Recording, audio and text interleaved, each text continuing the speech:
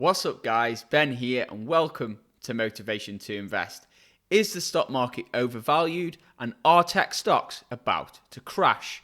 Well, in this video, you're going to find out. Let me run you through the format. In part 1 of my video, I'm going to deep dive into a stock called SAP or SAP.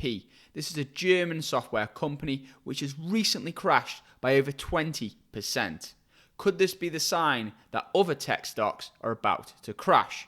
In part 2 of my video, I'm going to deep dive into whether the stock market is actually overvalued. To achieve that, I'm going to analyze a few ratios historically. First, the Buffett indicator, then the Shiller PE ratio. Then I'm going to look at the concentration of big tech in the S&P 500 and see how that affects valuations. Then I'm also going to look at the CAPE ratio, which shows how certain countries are valued compared to others. And then finally, I'm going to give my thoughts on the whole situation. Do I believe the stock market is overvalued, and how am I pivoting my portfolio? So if you're ready for that, let's dive in. Right guys, so let's get straight into it. SAP, this is an interesting stock at the moment. So this is a German multinational software corporation that makes enterprise software to manage business operations and customer relationships. This is the largest European software company by revenue and is the world's third largest publicly traded software company. So when this stock crashes, it can often indicate something for the broader market. So let's dive into this share price. Share price was approximately 120 euros a share in February 2020. That was pre-pandemic. It then crashed all the way down to 89 euros a share, which does make sense as it crashed with the broader market. So it crashed by around 31%. Then, of course, we had all the exuberance in the tech market, and it shot up by around 55%, which is fairly high for such a large company. Market cap 122.59 billion euros, I believe that is. However, recently it is now crashed. I believe this was just a few days ago, by over 20% now. So it's nearly sort of at the same price it was in April 2020, which it's quite incredible, especially for a tech company. So let's dive into the reasons why. So German tech firm SAP drops as much as 17% after cutting 2020 outlook due to slow recovery from the pandemic. So Germany's biggest software maker cut its business outlook for 2020 to 27.2 to 27.8 billion euros from the previous estimate of 27.8 to 28.5 billion euros. Now, that may not seem like a massive difference, and to be honest with you, it's around, let's say, $1 billion on the upside. But yeah, it's not massively different, according to this data here. SAP said it would now target an expansion in its cloud computing division to more than 22 billion euros by 2025 from 1.984 billion in the third quarter of this year. So it's expanding its cloud computing business. So the real issue here is that a lot of the company's customers, a lot of the company's enterprise customers are putting off increasing their spending until they know more about the pandemic and when it's all going to be over. So there's a lot of uncertainty in the market, and that is affecting SAP's projections. But to me personally, this fall seems like a real overreaction. That's just my gut instinct. Let's look at the valuation of this company right now. So discounted cash flow here, it says the stock is currently 32.6% undervalued. So at 97 euros a share, it says its fair value here is 144 euros a share. So according to this discounted cash flow, it's definitely undervalued due to this current crash. But let's dive into the numbers a little bit deeper. So we're here on Stockopedia. For those of you guys that don't know, this is the software I use to analyze stocks. If you wish to check it out and see if it fits your investing style, I've got a 25% off discount link. I'll leave that in the description below. You can sign up and see if it fits your style. Honestly, I love the software. It's absolutely incredible. It has everything you need to analyze stocks fast. SAP, technology conservative large cap high flyer. Stock rank 81, so pretty high stock rank. Momentum of 78. Value of 31. And quality of 99. So you can see its value score has increased by 4 points over the last 30 days. So as the stock has plummeted, its value has got better. Compound annual growth rate on the revenue, 9.43%. Now, to be honest with you, a lot of the tech companies I tend to invest into, I'm looking for at least 20% on that growth rate because I'm looking for high growth companies. This is more of a large mammoth of the software and cloud computing industry, but still 9.43% is not too bad for a European company. But this company also pays a healthy dividend, which does make it different to many of these other tech companies. So dividend yield, 1.3%. Now that's better than nothing for a lot of these tech companies.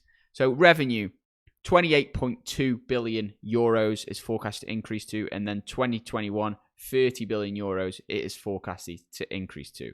As is net income, up to 6.7 billion euros, as is earnings per share.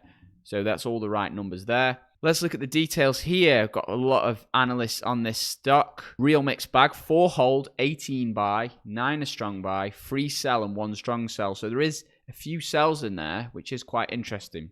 Current ratio 1.05, that is fairly low. Usually I look for at least 1.52. That means the company has enough short-term cash on hand to pay its short-term debts. Return on capital. Now this is something you should always look at when analyzing any company. That's one of the main drivers of true value for stocks. It's the return on what capital they invest. So looking at 13.8%, and it says that is fairly good for the industry and the market, which is great, as is return on equity. The operating margin is also high, as you would expect with a software business, 22.34%. P ratio, now this is what's surprising. So if this was a US company, I guarantee this P ratio would be at least 40. P ratio 22.6, which is not bad. Industry, that's good for the industry. Average for the market, says here. PEG ratio 1.6. Now, if this was a true value growth stock, that PEG ratio would be less than 1. That means what you're paying in terms of value for the stock, you're getting that back in terms of growth rate. This is a metric popularized by the great investor, Peter Lynch. Personally, this is my personal opinion on this stock. I'll give this right now. I think it could be a great opportunity right now. My advice to any of you guys out there will be listen to the recent earnings call, get the vibe, understand exactly why the stock has plummeted so much, and then if you wish to invest, invest. If you guys have found some value in this video so far, feel free to give it a big thumbs up. That really helps us to wake up the YouTube algorithm. And if you're new around here, feel free to subscribe to this channel for more great investing tips. So guys, that's part 1 of the video. Now let's dive into part 2. Is the stock market overvalued in general? First, we're going to look at the Buffett indicator. Warren Buffett's favorite market indicator spikes to record high after US GDP plunges. Buffett indicator is the ratio of the total stock market valuation to GDP. So it says it's currently 66% higher than the historical average, suggesting that the market is strongly overvalued. It has not been around this level since the internet bubble of the early 2000s. Now that could be an indication that a stock market crash is coming, according to this indicator, but let's look at a few other indicators to get some real clarity on the situation. We can see during Black Tuesday, during the late 1920s, this must have been the start of the Great Depression, the Shiller PE ratio was around 30. Then we had Black Monday, it was around, I believe that around 17 there. The dot-com bubble, it was 44, the Shiller PE ratio at the dot-com bubble. Now we're at 31. So according to the Shiller PE ratio, we're not at levels that we had seen during the dot-com bubble. So that is a good sign. We're not at these real sky-high valuations yet. If this number does start getting up to this sort of height here, I would be extremely concern. I definitely look at diversifying out some of that major risk. Next, we're going to analyze the concentration of big tech into the S&P 500 and how that is affecting valuations. Because we know that the main tech stocks, the FANG stocks, Facebook, Amazon, Netflix and Google and even Microsoft have caused the major run-up in the S&P 500. Now, recently we did experience a nice tech stock correction, which I believe was extremely healthy. However, could a major crash be coming again? And are these tech stocks driving up the entire S&P 500? So according to this chart by Goldman Sachs, 5 of the largest stocks have returned plus 39% year to date. If we compare that to the S&P 500, without these large tech stocks in, you can see the general S&P 500 is pretty much flat. So it's up only 6% this year, which does make sense given the economic conditions and the GDP of the economy. The 5 largest S&P 500 stocks account for 20% of the market cap, representing the highest concentration in more than 30 years. The further the market concentration rises, the harder it will be for the S&P 500 index to keep rising without more broad-based participation. So it's up around 20%. That's one of the highest concentrations it's had since the tech bubble. So the real question is, are we at the same point as we were during the tech crash? And I'm going to answer that question right now. And the question can be answered by looking at earnings per share. So during the tech bubble peak, the weight of the S&P 500 in tech was around 33.6%. And the earnings per share contribution was only 16.3%. So let's say that's approximately half. However, currently, it's a lot healthier. So currently, the weight in the S&P 500 in tech is 28.2%. However, the earnings per share contribution is 23.7%. During the tech bubble in the late 90s, early 2000s, there was no real reason for tech stocks to be this high other than momentum and exuberance and greed by investors. But now there is a real reason for these tech stocks to be incredibly important, and that is the economic conditions we are living in. The global health crisis has accelerated these tech trends. We're more reliant on their technologies and services in our day-to-day lives. And this, of course, translates to better earnings for those companies, which does explain the high valuations. So to me, the S&P 500 is not massively overvalued at this point, and there's no need to be concerned. However, that doesn't mean there aren't some incredibly overvalued stocks in there, and also some incredibly undervalued stocks in there. So this is the CAPE ratio if you're looking for somewhere to invest. So this shows you the CAPE valuation ratios for various different countries with regards to PE ratio. So the 29.3 is the average PE ratio in the US. Canada 26.2, Brazil 31.8. So it actually says South America's overvalued at the moment. UK 32.7, as is France, Germany, Italy. So it's saying a lot of Europe is overvalued, as is the US. Russia is very cheap, PE ratio of just 10.4. But then you've got other risks, political risks with the country, etc. China has a PE ratio of just 12.9 on average. So China's one of the most undervalued economies at the moment. And it's one that Kathy Wood and ARK Invest have been investing heavily into many Chinese tech companies. I've done many videos on China, so I'll leave that in the link below. It does come with many risks. There's a lot of political risks. There's US-China trade tensions, which can affect the stocks.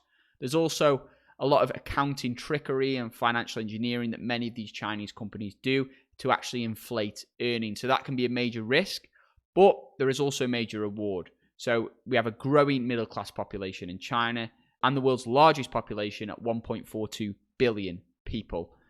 So that is what's very interesting about China. Let's move down to here. Here's the top list, which looks at all the different ratios, CAPE ratio, PE ratio, price to book ratio, and it gives a top score of the best value countries to invest in right now. So we've got Korea, we've got China, we've got Austria, Russia, Czech Republic, Spain, Singapore, Poland, Italy, Germany, Portugal, Hungary, and then Japan. I've done plenty of videos on China, so you can check those out in the links below. Korea, I definitely will start looking into Korea, South Korea, of course, very soon. And also Japan, I've got a few videos on Japan. Warren Buffett invested heavily into Japan, into the 5 major Japanese trading houses, the Sogo Shosa. So you can check that video out. I'll leave that in the link below. So what's my final thoughts? What am I doing about this entire situation? Well, firstly, it's clear that the Buffett indicator does say that the stock market is overvalued in general. Now, this looks at the entire US stock market and compares that to US GDP. However, when we dive deeper into the reasons of this higher valuation, we can see that there's a large concentration of tech stocks. Now, that may seem like a major risk, but once we delve deep into those companies, we see that actually they have earnings to back up their incredible valuations. Now, I'm just talking about the major tech companies here, not the small, fast growth companies You have to dive into them each separately and assess them individually. So the message of this video is to keep calm, keep investing, and be aware. And be sure to diversify your portfolio across multiple countries, because stock market crashes can happen at any time. And I'm also going to do a video very soon on a stock market shopping list, which I believe every one of you guys should have. So when the big day comes and the stock market crashes and stocks go on sale, you're not left panicking and fearful. You're there with your shopping list, ready to buy some of the best companies on this planet. So if you guys found some value in this video, feel free to give it a big thumbs up. And if you want more investing tips and exclusive stock market picks, which I'm personally investing into, then you should definitely subscribe to this channel and turn that notification bell on. With that being said, I'll see you guys in the next video. Invest safe.